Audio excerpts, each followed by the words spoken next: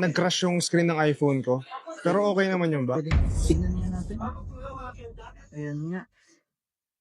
Nag-ano rin yung ano, no, yung may lining. Tama? Yes. Bukod pa sa basag na screen. Nagulungan siya ng four wheels kasi pagbalik ko sa park, nakita ko yung marka sa case ko ng gulong. So nagulungan siya. Na-curious ako kung saan siya nakalagay. Bakit na nadaanan ng ano. Sa gilid ng aking short nung pinapaihi ko yung aking aso. Hindi ko na malaya na nalaglag siya. Nalagay. Wala, nahulog yung Alpine Green iPhone 13 Pro Max 1TB fully paid ko. Grabe. Tapos nung nakwento ko sa classmate ko, nirefer niya tong lugar na to dahil yung kapatid niya daw dito raw nagpagawa. Sige sir, pangunapan ba dyan? Thank you. Yun.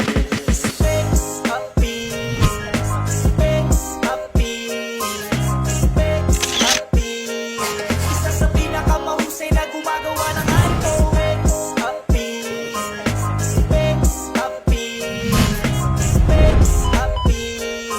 Pinagkakatiwalaan kung usapan lang ni iPhone. Sumasakit na ba sintido mo? Sa kakaisip kung saan papaayos sipin mo?